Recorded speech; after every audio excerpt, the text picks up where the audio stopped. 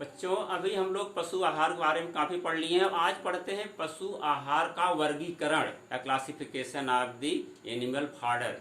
तो उसमें देखिए, अब जैसे मानव और पशुओं का शरीर क्या है, एक प्रकार की मशीन की भांति होता है। जैसे मशीन में देखिए चलने के लिए क्या होता है, उसमें हम लोग कोई न कोई ईंधन डालते हैं, चाहे पेट्रोल हो डीजल हो, और तभी वो जो मशीन चलती है।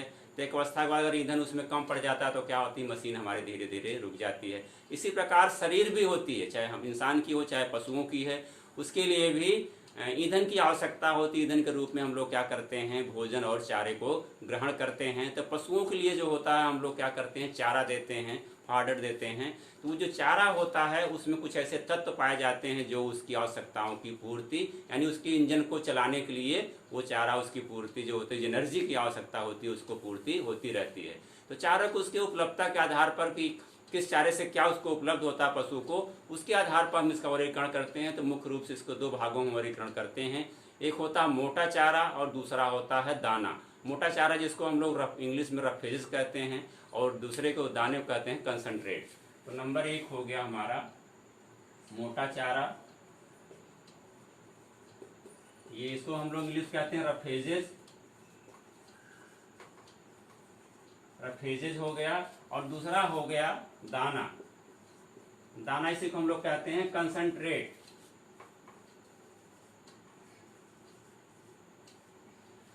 ये हमारा हो गया। तो ये देखिए, सबसे पहले हम लोग देखते हैं कि मोटा चारा क्या होता है। यानी पशु के आहार के लिए दोनों बहुत ही इंपॉर्टेंट घटक होते हैं।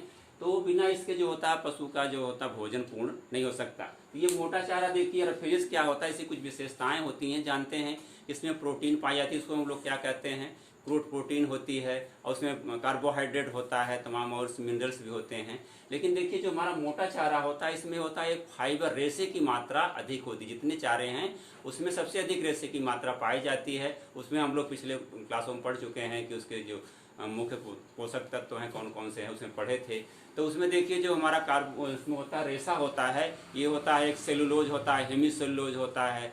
तो ये होते हैं, कुछ उसमें घुलनशील होते हैं, कुछ नान घुलनशील होते हैं। तो जो क्रूड फाइबर होता है, रेशा होता है इसका, पहले हम लोग मोटे चारे के बारे में पढ़ लेते हैं। जो रेशा, ये हमारा सीएफ बोलते हैं इसको, सीएफ क्या कहते हैं, crude fibre.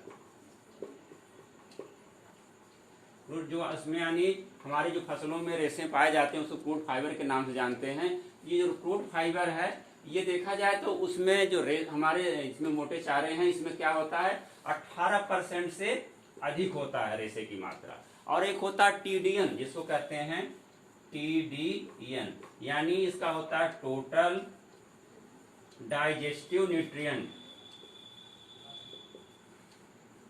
Total digestive nutrient, total digestive nutrient, ये टीडीएन हो गया। टीडीएन क्या होता है, यानी जो हम उसको चारा दे रहे हैं वो कितना डाइजेस्ट हो रहा है।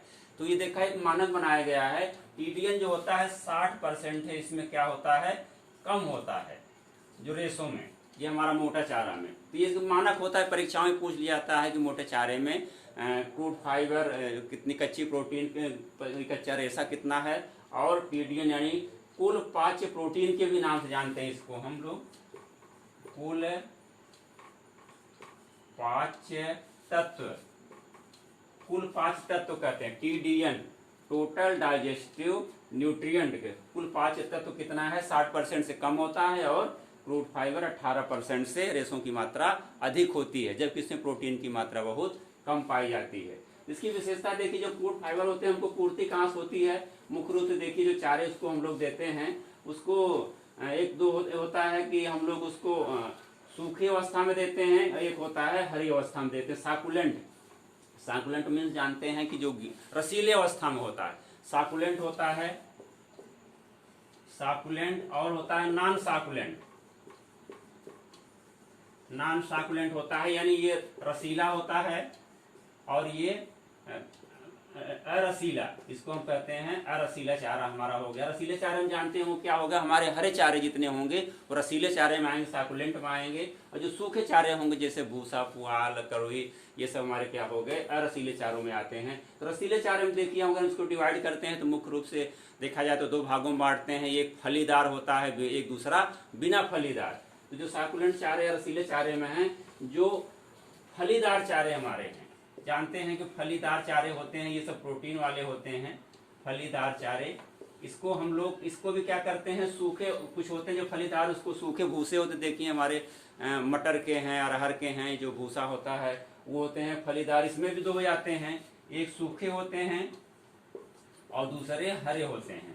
तो सूखे इनके जो भूसे होते हैं फलीदार चारों के, उनके भूसे हो जाते हैं। और दूसरा होता है हरा चारा। जानते हैं कि हरे चारे हमारी बरसीम है, लोबिया है, लूसर्न है, ये सब जो है इसको हम लोग हरे चारे के रूप में प्रयोग करते हैं। उसमें प्रोटीन की मात्रा अधिक पाई जाती है और न्यूट्रिएंट भी अधिक पाया जाता है। और जो उसके लीफ जो होती हैं हरी होती हैं, उसमें कैरोटीन की मात्रा भी पूरी होती रहती हैं। तो ये हमारा हो गया फलीदार चारे। और दूसरा होता है बेफलीदार चारे। बेफलीदार चारे, बेफलीदार चारे में जानिए मुख्य रूप से हमारा देखिए इसमें भी सूखे होते हैं और हरे होते हैं। तो सूखे हमारे हो जाते हैं पुआल है, भूसा है, कड़वी है, ये सब सूखे चारे हो गए। और इसमें हरे बेफलीदार में हरे चारे वो होते हैं, इससे हमारा जो अगर साकुलेंट देखें यानी हरे चारे हैं तो ज्वार है, बाजरा है, मक्का है, ये सब हम लोग क्या करते हैं, जई है, तो इसको हम लोग इस्तेमाल करते हैं हरे चारे के रूप में। ये बेफलीदार चारे हो जाते हैं। ये हमारे हो गए मुख्य रूप से चारे। अब देखिए हम लोग दूसरा देखते हैं कि दाने की मात्रा जो होती है, इसमें क्या होता है, कंसंट्रेट होता है। दाने की मात्रा जो है या कंसंट्रेट्स है, ये दाने मात्रा हम जानते हैं कि इसमें मुख्य रूप से हमें जानते हैं जितना हम लोग राशन देते हैं, उसको क्रूड फाइबर देते हैं, मोटा चारा देते हैं, उससे उसकी आवश्यकताएं पूर्ति नहीं हो सकती हैं, क्योंकि जानते हैं उसका केवल जीवन निर्वाह हो सकता है पशु का। लेकिन अगर हमें उत्पादन लेना है, उत्पादन के लिए ये दाना देना उसको आवश्यक होता है। जानते हैं दाने में तमाम न्यूट्रिएंट पाए जाते हैं, पोषक तत्व पाए जाते हैं, विटामिन पाए जाते हैं, खनिज लवण पाए जाते हैं, जिससे पशु की आवश्यकता की पूर्ति होती रहती है। तो मोटे चारे में देखिए हम लोग क्या क्या देते हैं, मुख्य रूप से देते हैं नंबर 1 दाना देते हैं, और नंबर 2 देते हैं उसको क्या देते हैं, खल देते हैं। खल या केक्स बोलते हैं इसको, केक्स हो गया, इसको ग्रेन्स बोलते हैं, ग्रेन्स हो गया। नंबर 3 है उपजात। उपजात क्या है, बाई प्रोडक्ट क्या हो, जैसे चोकर हमारा है, चोकर है, राइस ब्रान है, चावल का जो निकलता है उसको राइस ब्रान बोलते हैं, राइस ब्रान ये होता है। तो हमारे मुख्य रूप से दाने में 3 भागों में लोग बांटते हैं। दाने में जानते हैं कि पशुओं को क्या खिलाया जाता है, कि उसको हम लोग दल करके मुख्य रूप से जो हमारे मोटे अनाज होते हैं, ज्वार है, बाजरा है, मक्का है, कभी गेहूं और जौ भी देखिए, इसको हम लोग दल करके दाने के रूप में मुख्य रूप से खिलाते हैं। इससे क्या होता है, इनको जो प्रोटीन प्राप्त होती रहती है और कार्बोहाइड्रेट मात्रा होती है और मिनरल्स भी पाए जाते हैं। तो दूसरा होता है हमारा खल है। खल देखिए, खल क्या होती है, जो हमारे तेल होगा, ऑयल सीड वाली क्रॉप होती हैं, उससे क्या करते हैं, जब हम लोग तेल निकाल लेते हैं तो जो उसका बाई प्रोडक्ट बचता है उसको खल बोलते हैं या केक्स, ऑयल केक्स बोलते हैं। ये ऑयल केक्स जो होती हैं हमारी, इसमें क्या होते हैं, इसमें प्रोटीन की मात्रा, इससे हमारी मूंगफली की जो होती है, मूंगफली की जो खली होती है उसमें 40% तक प्रोटीन पाई जाती है। तो ये काफ़ी इंपॉर्टेंट होती है पशुओं के लिए। और जो हमारे गेहूं देखिए, इसकी सरसों की खली हुई, अलसी की खली हुई, तिल की खली हुई, सब पशु उसको खाने के लिए इस्तेमाल किया जाता है। तो खली से क्या होता है, उसकी फैट की मात्रा ही पशु की पूरी, जो बसा ही पाया जाता है, तेल पाया जाता है। बसा तेल में जानते हैं अंतर क्या होता है, बसा वो होता है जो कि समान टेम्परेचर पर क्या होता है, वो घी और तेल में अंतर है। बसा में दोनों आ जाएंगे, तेल और घी दोनों आ जाएंगे, जो घी टाइप कहते हैं हम लोग। घी क्या होता है, समान टेम्परेचर में जो होता है वो जो है जम जाता है, जबकि समान टेम्परेचर में तेल कभी नहीं जमता। और जो होता है उसको गर्म करने के बाद ही घी जो होता है वो लिक्विड फॉर्म में होता है।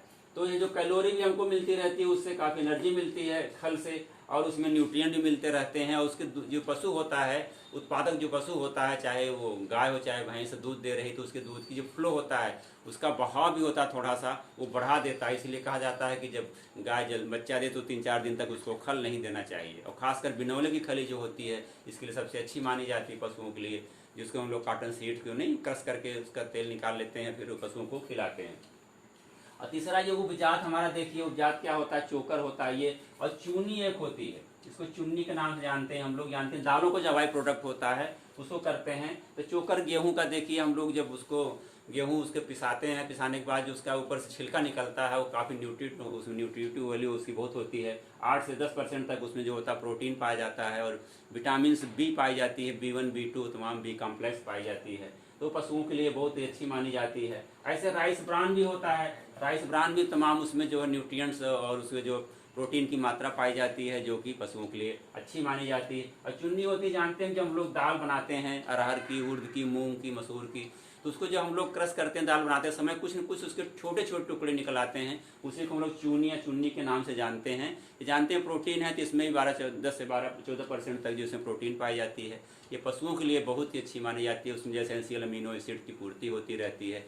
ये हो गया। इसके अलावा देखिए कुछ और बाई प्रोडक्ट होते हैं, दाने में ये हो गया हमारा दाना खल हो गया, उपजात हो गया, इसमें कुछ खनिज पदार्थ भी मिलते हैं, हम लोग देते हैं अलग से बाई प्रोडक्ट के रूप में। खनिज पदार्थ जानते हैं कहाँ से देते हैं हम लोग? हड्डी का चूरा, आप लोग जानते हैं, सभी लोग सुने होंगे।